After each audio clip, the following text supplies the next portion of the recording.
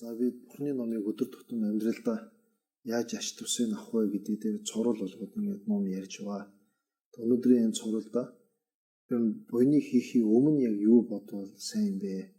Буйны хийж байхдаа юуг анхаарах юм бэ? Буйны хийсний дараа зориулал ерөөл бас юуг тавих хэрэгтэй, тэр нь ямар учиртай гэдэг энэ талаар товчхон яриа хүргэе. Тэгэхээр бид аливаа буйны хийхийг өмнө зөв сэтгэлийг төрүүлээд тухайн сэтгэлийнхээ үүднээс хийх юм бол хийж байгаа үйл нь харахад нэг тийм үйл төдий юм шиг боловч түүнээс гарах үр дүн өргөн дэлгэр олон хүн хүртээмжтэй тустай юм болдог. Тэгвэл ямар бодлоор хийвэл илүү вэ гэхээр ганц өөрийгөө биш магадгүй хүн өөрийн тэр тусмын гэр бүлийн аж амьдралаа дэвшлэхийн тулд хийж болохыг. Гэхдээ сэтгэлдээ нэг жишээ аваад бодохдоо би одоо өөрийн тийм гэр бүлтэй хүн бол тийм ээ өөрийн гэр бүл бүр хүүхэд аав ээж ах トゥ тэдгээр хүмүүсийн тусуулъя. Тэдгээр хүмүүсээ сайн сайхан амьдруулъя. Тэхийн тулд би энэ үлийг хийе гэж тухай сайн үйл хийх гэж байгаа гэсэн үлийг хийж эхлэв. Бүр цаашлаад бодож чадчихвал энэс ч илүү болох тус гарах нь юу вэ гэхээр би өөрийн одоо ээжтэй уутан хамаг амтанг энэ зовлон зүтгэр муу юмас нь хацуулж өгөх юмсан. Амар амгалан дээд одоо амгалан гэдэг нь би олуулж өгөх юмсан. Тэхийн тулд би одоо энэ майн оши. Түүний тулд би энэ дахлаа өргөе. Түүний тулд би сүм дугуйд очиж мөргөе гэж одоо тухайн буюу юу хий. Ингэж бодвол илүү яагаад тэгэхээр юу ч бодохгүй хийх нэг бусны өөрийн одоо гэр бүлийнхнийхээ төлөө гэж бодох энэ хоёрт ялгаатай шүү дээ. Яагаад тэгэхээр юу ч бодохгүй бол зөвөр нэг үйл хийсэн төдий болохоос биш түүнээс бусад хүмүүс бас тийм нэг аз жаргал идэх гэх юм уу тэрнээс өөр өгөө чинь төдийлэн сайн гарахгүй гэж үздэг. Гэр бүл төдийгээ бодчихлоор гэр бүлд одоо хамааралгүй өнөөдөр сайн муу аль ч юм хийгээгүй хүмүүс тэрнээс цаашлаад өөртөө муу хандаж байдаг өөрийг элдвэр одоо зовоож их юм одоо байдаг одоо дайсан гэж үзэхээр тэдгээр хүмүүст бас цаашаа эрэг юм болж очих гэдэг юм уу энэ талаар хязгаарлагдмал болж хордог. Тэгэхээр өөрийн ээж их тэргүүд хамаг амтан гэж бодож чадвал хийсэн юм нь тэдгээр амтан бүгдэд туслахаар тэр чигээр ингэж хандсан болдоо. Тэгвэл миний хэрэг орхичих юм уу үгүй. Бусдын төлөө гэж хэдий ч нэ бодно өөрийн хэрэг ташрандаа бүтдэг. Жишээлх юм бол Улаанбаатарт байгаа хүн өөрхөн аймгаар дайраад цаашаа одоо ямар газар очих вэ? Тэгэхээр би цаана очих газараа гол зөрөхд бол өөрхөн аймгаар зам нь байгаа учраас дайраад өнгөрч байгаа адилхан өөрийн хэрэг ташранд бүтнэ гэдэг. За тэгэхээр аль болохоор бид буйны үйл хийх юм өөрийгөө нэг би яг ямар сэтгэлээр хийх юм гэж хараасаа. Тийш хараад дүндээ зүү тишин чиглүүлээсэ. За буйныг хийж явах үедээ ингээд би ер нь эхлээд төрүүлсэн тэр бодлоо алдсан явна уу? Эсвэл тэр бодлоо бас би бариад тэр сэтгэлийнхээ хүчийг сулруулахгүй хийж яана гэж бас өөрийгөө дүгнж хараарэ. Ингэж харахаар өөрөө нэг мэдх нь өөр юм бодцсон. Эсвэл одоо яг нөгөө юм зурж ирсэн нэг ажил сайхан бүтээд амжилттай болоод ирэх үед хүн бас хөөрөх гээд байдаг. Янз юм болж байна шүү. Ингэж хөөрөх юм уу омог төрөөд ирвэл тэр бас үр дагавар нь анхны зорьсон шиг тийм болохоо саад болдгоо. Тийм болохоор аль болохоор өнгөрөх эсвэл одоо ихтэй өөртөө сэтгэлийн дэмөх бодлууд байж болж байгаа хэрэгтэй. Тэрнээс хитрээд өнгөрнө гэдэг нь тэр бодит байдлаас хитрээд явчихж байгаа. Тэгэхээр энэ бүдийг ингэж буруу сэтгэл байлгахаар автахгүй байгаад өөртөө анхны бодсон бодлоо яг тэр үднээс хийшүү гэд ахин нэг санаж өөрийгөө бас дүгнэх хэрэгтэй. Товчхондоо. Одоо сүүлд нь зориулуу ерөөлийг тавих хэрэгтэй гэдэг. Зориулуу ерөөл тавина гэдэг дээр ер нь яагаад вэ гэхээр хүн нэг аливаа одоо аав ээжигээ баярлуулаад ч юм уу эсвэл одоо өөрөө одоо ачтай ойр дотны хэм бэ тэдгээр хүмүүсийн баярлуулъя тусуулъя гэж юм хийгээд түүнийг хийсээ дараа би ч хэрэггүй юм хийчүүдээ гэд эргэлзэх. Би өөр шал дэми юм хийсэн байна гэд тэрийг буруу гэд тасн шийдэх юм бол тухайн одоо сайн үйл хийсний үр дагавар төдийлөн эргэлзэх төдийд бол одоо сармужаад гэх юм уу гарах байсан багсах эдэр байдаг. Ерөөсөө энэ дэми бичгчээгээ тасан шийтгэхээр тэр нь буруу үзэл болж хувирж идэх учраас тэр одоо сайн үр дагавар гарахгүй болохоос юм гэмтэй. Өөр нэг нь уурлах хүн ичнээ ингэ сайхан үйл хийцэн бай. Түүнийхээ дараа жижиг шалахгүй юмнаас болоод нэг дүүс хийгээд уурлахад нөгөө нэг сайхан хийсэн үйлийг шатааж байгаа. Тэр уурын галаар тэрийг шатааж байгаа адил ингэ зүйрлж хэлдэг. Тийм болохоор ууралчих юм бол тухайн одоо эргэлзэх, уурлах эдрээс бол тухайн одоо хийсэн буйнаас буюу сайн үйлээс ирээдүйд гарах байсан тэр сайн зүйл үр дагавар нь эсвэл гарахгүй болох. Гарлаа гэхэд даруйда гарахааргүй. Урт хугацаанд гарах байсан бол богиносох. Өргөн далайцтай буюу өөртөө одоо жишээ нь одоо нэг аяг цайдуудыг биш тийм ээ насаараа хэрэглэхий төрөг болж ирэх ч байна уу. Тийм байсан бол тэр нь бүр бага тийм л юм болж ирэх юм бас учир дутагдaltaй юм сүрэг юм бий болдог учраас яах хэрэгтэй гэхээр хийсэн буйнаа тэр даруйд нь зориулж ерөөл тавих юм бол эдгээр одоо сав дотор бас дийлдэхгүй буюу тийм юм хэрэгцээ алдлаач тухайн буйнаа үр дагаврын бас үүсэх ийм бас ач тус гарна гэдгээ тэгэхээр зориулга ерөөл хэрэгтэй. Тэгээ юун зориулвал гэхээр мэдээж буян хийсэн байгаа болохоор тэрийг зориулж байгаа. Ерөөсө буян хийгээгүй тийм байлээ зүгээр сууж бод ингэх болтугай тех болтугай ихт ерөөл тавьдаг тэр бас болдог. Зориулга гэхээр заавал хийсэн юм байж түүнийг зориулдаг. Тэгэхээр зориулга өөрөө ерөөл мөн. Тэгээ ерөөл бүгдээрээ зориулга биш гэсэн юм бас тодтол байдаг. За нэг хүн зориулга одоо яаж тавилах гэдэг жишээ авах юм бол за миний энэ одоо хийсэн энэ үйл юу вэ? Үгээрээ сайн үйл юу вэ? Үгээрээ би өөрөө одоо их болсон ах ихсэн тийм ээ. Хамаг юмтан бүгдийг би энэ муу юм бүгдээс нь ангижруулж өгье. Сайн сайхан юм учруулж өгье. Сайн сайхан зүйлийг бий болгож өгье. Түүнд би одоо тийм болгож өгөхтэй юм байна зориулж байна. Магадгүй бүтэхгүй ч юм шиг хүн санагдаж болно. Тэр олон амьтныг би зовлон бүгдээс хацуул. Тэгвэл тэр бүгдэд зориулчих юм бол тэр олон амьтан бүгд зовлон бүгдээс хагц хүртэл тухайн үйлийнхаа үр шимийг өөрөө эдлээд явдаг. Тийм учраас энэ бол агуу сэтгэл төрүүлж агуу юм зориулснаар үр дагавар нь агуу болдог юм байна. За ингэж одоо тэдгээр хүмүүс туслахын тулд би наандаж яах ёстой. Би одоо энэ насанда одоо би зориулж байгаа ш тийм ээ. Тэдгээр хүмүүс бүгдийг муу юмас хацуул сайн мэн олоход би тусуулыг түн зориулж байна. Тэхийн тулд ядаж би энэ насанда өөрөө одоо аав ээж за тэгэл гэр бүлтэй бол гэр бүл үр хүүхэд одоо хэм бэ? Эдгээр хүмүүсээ нэг амар амгалантай хасж байгаа л да сайн сайхан амьдруулъя. Түн би бас үнэгээ зориулж байна. Тэхийн тулд миний бие болон эдгээр хүмүүсийн маань биеийн сайн байх хэрэгтэй байна. Дээрээс миний одоо би амьдрал олон хүмүүс тэр тусмаа гэр бүлээ ингээд байсахын тулд ийм юм би ажил хөөцөлдөж зорж байгаа. Эдгээр маань бас хурдан бүтэх болтугай түн зориулж байна гэж бодоод бүр наашлаад ингийн тоо одоо би яг ийм ажил хөөцөлдөө гарах гэж байна. Тэгэхээр одоо энэ одоо залбирсан сүсгэлсэн дахил өрсөн энэ буйнаараа эдгээр хүмүүс туслахын тулд миний энэ ажил бүтэх хэрэгтэй байна. Тэр маань бүтэх болтугай түн зориулж байна. Энэ бүгдэд сад болдог хэл ам хэрүүл тэмцэл элдв өвчин одоо юу гэдгийг сад дотор барсаа сад бүгд амьдрал буюу арилах болтугай түн тус би энэ бүнэ зориулж байна гэж бодох юм бол алсын юмасаа наашилж өдөр тутмын хэрэгэж гисэн тухайн хийсэн буйнаа зориулж ингэж явах юм бол тэр амархан бүтэх тустай заа баярлалаа.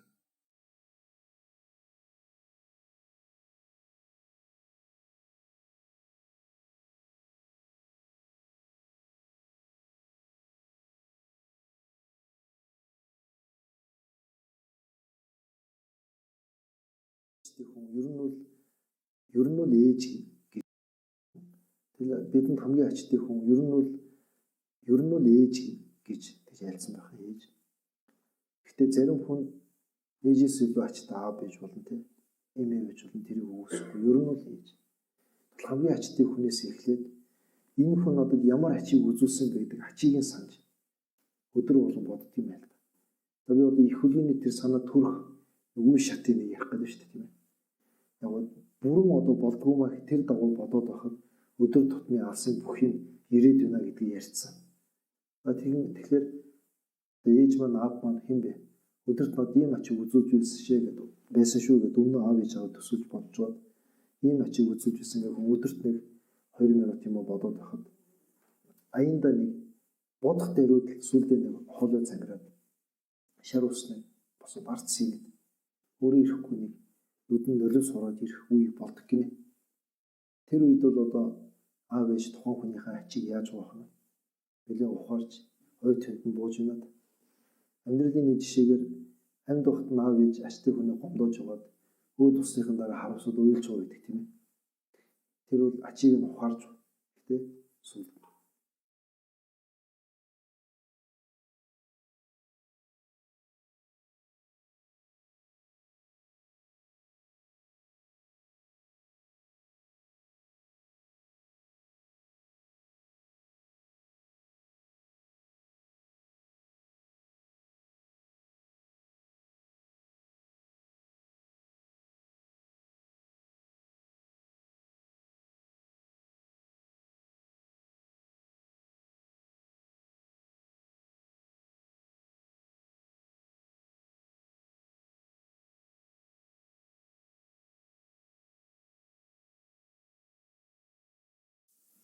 Амархан сайн байцгаана уу? Та бүгддээ үеийн үрийн талаарх цуврал номын тайлбарыг өнөөдрийн тайлбартаа үйлдэл хийцэн хэрнээ үйл хураагаагүй байдаг.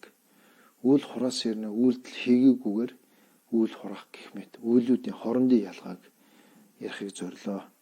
За эхэнд нь сэтгэлийг засах санжиж чадсан мөг хамтдаа уншъя.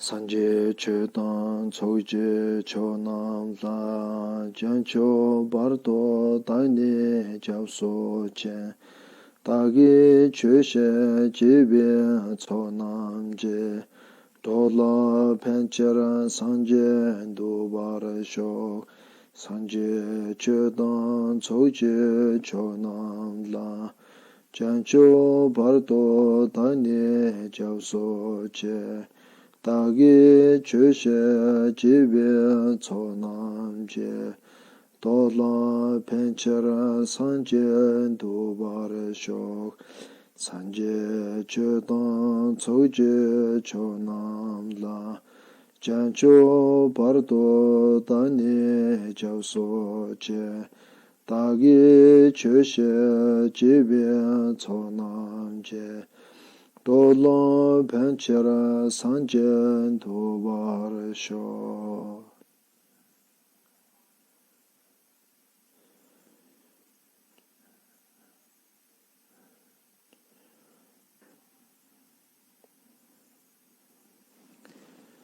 За үйлийг дотор нь бид нар олон ангилдгийг мэдвэл хэрвээ буруу үйлийг хийж байгаа үедээ ямар үед нь ямар сэтгэлээр ямар хандлагаар хандвал тэр үйл хүчтэй болохгүй байх. Тэр заагийг бас мэдхэд тустай. Мэдвэл тэр үйлийг хүн дээр хураахгүй байх. Хүнд үйлийг. Буйны үйл дээр аваад үцхэд уг нь буйны үйл сайн үйл хийж байгаа боловч аль нэг хэсэгт нь өөрийн үйл явал бүрэн гүйцэд болдгоо, явал хүчтэй болдгоо. Эдгээрийг мдэггүйгээс болоод буйн хүч нь бага. Түүнээс гарах үр дүн хязгаарлагдмал болчих вэ гэсэн ийм сэтгэлийн үүднээс дээдийн номонд альцсан байгаа. Жишээлх юм бол амьтны эмийг таслах үйлдэл хийцэн байлаа гэхэд амьтны эмийг тасалсан тэр хүнд нүглийг хураахгүй байх ямар тохиолдлууд байж болох вэ? Үүнийг бас бодох. Нөгөө талаасаа бид амьтны эмийг таслахгүй гэсэн ийм буйныг хэдий буйны үйлдэлийг хийсэн боловч тэр буйныг бүрэн гүйц төгс утгаар нь хурааж чадахгүй байх. Ийм бас анхаарч анзаарахгүй бол харамсалтай байж мэдэх. Эдгээр бүгдийг жишээ болгоод амьтны эм таслах, амьтны эм төвчих хоёр дээр жишээ болгоод хэрвээ үйлдэл хийцэн амьтны эмийг хөнөөх үйлдэл хийцэн хэрнээ тэр үлийн хураагаагүй бас тохиолдол байдаг юм аа. Тэр нь юу вэ гэхээр номонд альцсан байгаа. Амьтны эм таслах үйлдэлийг хийцэн ч түндийг гэмшиж хоошд би ахад ийм хийхгүй шүү гэж дараа хийхгүй гэсэн сэтгэлээр хорж түүний боомдлох буюу ахад би хийхгүй гэж өөртөө эцэлэн шийдэж ингэж энэ үүднээс хандах юм бол амьтны эм тасалсан. Гэхдээ тэр амьтны эмийг тасалсан хүнд нүгэл хураадгүй ийм учиртай байна. Заримдаа хүмүүс асууж байгаа байдаг. Хоорондоо ч ярилцж байгааг сонсч байсан. Машинтай явж байхад машины дугуйнд олон амьтан хорхоо шавж бас өргөдөж байна. Энэ амьтны эм тасалсан нүгэл болох уу гэж ингэж асуух бас байдаг. Тэр үед бол амьтад байна өстэй дайраад үе амь нас тэдгээр амьтдыг хөнөөгд үе гэсэн сэтгэлийн үүднээс машин барьж жолоодож түүн дотор сууж яваад ингээд тийм сэтгэлийн үүднээс амьтны эм машины дугуйд өргөдөж ивэл тэр нь үл хураана. Түүнээс биш яна амтнд дайрчих үдээ гэсэн болгоомжлын үүднээс ингээд одоо машин цугаад машины дугуйнд амтны мөрөгдлөө гэхэд алыг гэсэн сэтгэл байгаагүй, амтны юм хөнөөчих үдээ гэсэн болгоомжл байгаа. Эдгээрээс үүдээд амтны юм тасалсан үйлдэл хийсэн. Гэхдээ амтны юм тасалсан үйлийг хураахгүй байх гэдгийн жишээн дээр бас тэдгээр тохиолдлууд ирж болох. Түүнийг жишээн дээр нь тавьж болох юм байнамаа. Энэ бол амтны юм таслахаар жишээ авах юм бол үйлдэлийг хийсэн боловч тэр хүнд үлийг хураагаагүй байх ийм одоо тохиолдлыг бидний мэдээсэй гэсэн ийм тааллын үгнээс айлцсан байна. За буян дээр аваад үзэхээр амтны ямыг таслахгүй шүү гэсэн ийм одоо биеэрээ хичээж магадгүй хүн алхаад явж итэл яг хөлөө тавих гэтэл тэнд шоргоолж гүйж яваа харагдахад хөлөө тэнд тавих биш займчуулаад хажуу талд нь тавьж байгаа. Энэ үйлдэл бол биеэрээ амтны ямыг таслахгүй гэдгийг одоо хичээж гаргаж өгнө үйлдэл байна да. Тийм үйлдэл хийсэн. Гэхдээ сэтгэлдээ түүний даруй дөнгөж дараа нь би сая хөлөө замжуулаад тавьдаг шал дэмийн болоо шууд гიშгчдэг байж гэж тухайн амтны ямыг аварсан, амтны ямыг таслахгүй гэсэн үйлдэл хийсэндээ дараа нь гимших, зөв үйлдэл хийсэндээ гимших. Дараа ер нь ийм үед яг гიშгэд гарчих зүгээр юм байна гэж бодох гэх мэт ийм сэтгэл төрчвөл тэр буйныг хураах амтны ямыг одоо таслаагүй 10 цагаан буйны эхний буйныг бас хурааж чадахгүй байх ийм сөрөг үр дагавартай байна. Тийм учраас буруу юм хийсэн бол дараа нь гимшиж байх. Зөв үйлдэл хийчихэд гимшихгүй байх гэдэг нь их чухал байдаг юм байна. За хоёр дахь үйл хураагаад байгаа хэрнээ одоо үйлдэлийн би юм уу биеэрээ хийгээгүй би тэргүүтээр хийгээгүй байх ийм үйл гэж байдгаа. Түүний жишээн дээр ахад амтны юм таслахаар жишээ авахад биеэрээ яг амтны юм таслаагүй ч гэсэн сэтгэлээрээ тухайн амтны юмыг би тасалж байна гэж ингэж одоо өөрөө төсөөлж бодох. Түүнээс гадна үгэн дээрээ би амтны юмыг тасалнаа. Ер нь тасалцсан гэх мэтээр одоо биеэрээ хийгээгүй ч үгэн дээрээ тэгж ярих, сэтгэлдээ тэгж бодож байгаа. Энэ үйл бол амтны юм таслах үйлийг хураачж байгаа юм шүү. Үгүй биеэрээ яг таслаагүй байна штэ гэвэл харин биеэрээ үлдээгүй боловч үйл хураах ийм тохиолдол байдгийг бидний бас анхаарч мэдэж өөрийн амьдрал дээр хэрэгжүүлээсэ гэсэн ийм айлтгууд байна. Бид нар боддог штэ. Би яагаад ч тэгэхэд энэ хүн надад гомдоод байна. Би энэ хүнийг зохиогүй, элдвэр хилээгүй байхад энэ надад гомдоод байна гэх мэт. Тэгвэл хүн хэдий үгэндээ элдвэг хилээгүй үйлдэл дээрээ одоо зохиод аваагүй ч гэсэн үйлдэл дээрээ зохиогүй хэрнээ зогсон дэний муухай үгийг хэлэх. Үйлдэл дээрээ элдвэн цаад хүнд хоролтой үйлдэлийг гаргаагүй бол сэтгэлдээ үзээ ядах тэр хүн үхээсээ ч гэдэг юм уу тэр хүн өвдөөсэй гэх мэтэр бодоод байх юм бол тэр би хэлэн дээрээ үйлдэл хийгээгүй ч тухайн амьтанд хорлох үйлийг сэтгэлээрээ хураачж байгаа юм байна. Ийм болохоор тэр сэтгэлээрээ таагүй юм бодоод байгаагийн илрэл цаад хүнд нөлөөлж мэдрэгдэж цаад хүн гомдоод байна шүү дээ. За ийм учраас бид үйлдэлийг биеэрээ хийгээгүй байлаач үйлийг хураах ийм тохиолдол байдаг юм байна. Жишээлх юм бол биеэрээ амтны юм таслаагүй байлаа сэтгэлээрээ амтны юм тасалж байна гэж бодох үгэн дээр тийм үгийг хэлэх. Энэ бусад амтны юм таслахаас өөр үйлүүдээр ч гэсэндээ жишээж харьцуулж бодох учиртай байна. За дараагийнх нь бол хоёр янзын үйл авлаа. Үйлдэл хийцээр нь хураагаагүй байх. Хураагаад байгаа хэрнээ хийгээгүй. Үйлдэл хийгээгүй хэрнээ хураагаад хоёр. Гурав дахь нь үйлдэлийн ч хийсэн, үлийн ч хурааж байгаа. Энэ юу вэ гэвэл одоо ямар үйл хийгэн тэрийгээ сайн бодож, төлөвлөж, тооцож ингэж хийгээд түүнийхээ дараа муу үйл хийсэндээ гэмшихгүй байх. Дараа нь би энийг бас болгоомжилж хийхгүй байх юм шүү гэж түүнийгээ хянахгүй байх.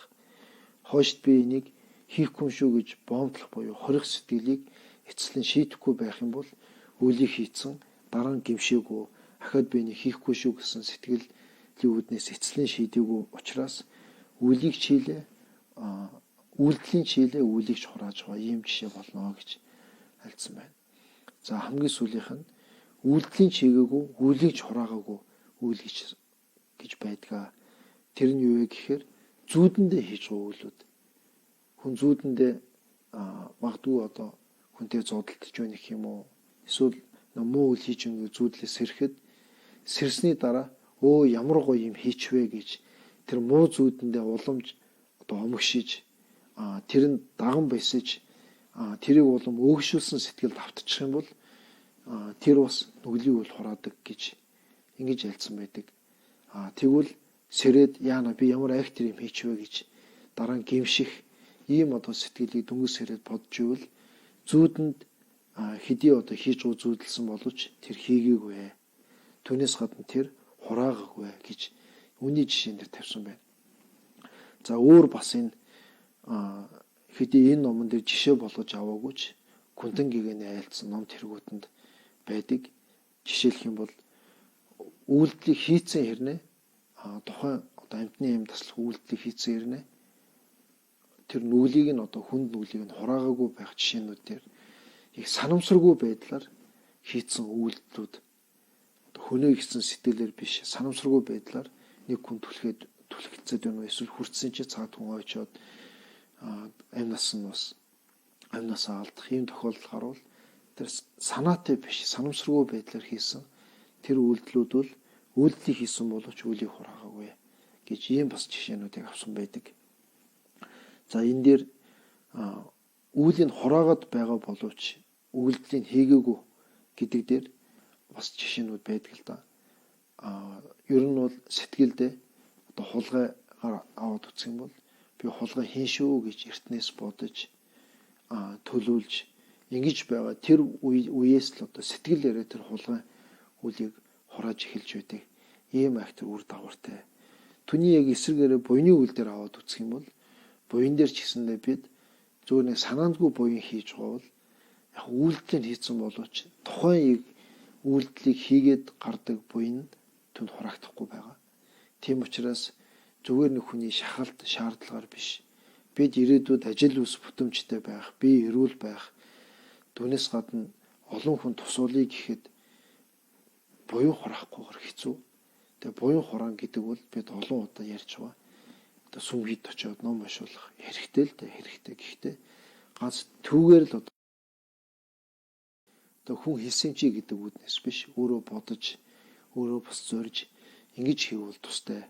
Заримдаа одоо аав ээжүүд нь манай нэг хүүхдийн байгаа, энэ хүүхдтэй ном уншуулъя.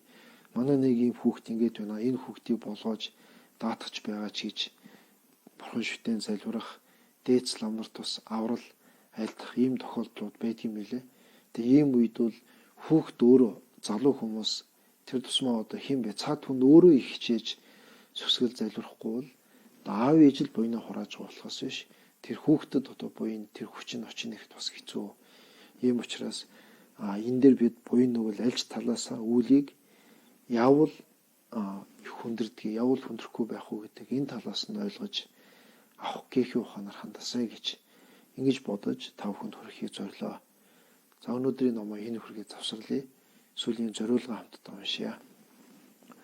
Jambal Bhavi Chetara Chemba Tang Kundu Sambo Deyan Devshan Deta Gunje Jeso Talo Chara Kewa Deta Tanje Rabdong Dusam Shewe Java Tanje Cheng Owa Kanla Chokdong Awa Tashan Gewe Zawan Dewanj Sambo Joja Raudong Ovareche Dagi Jene Saubi Kevat Dandan Lova Kunla Kampen Chabara Jevzon Losan Tawai Dambe Nembo Rindon Salche Sho Taso Namje Chetan Tombej Jedara Samba Yichan Tobat 나도 기소 바르도 저베츠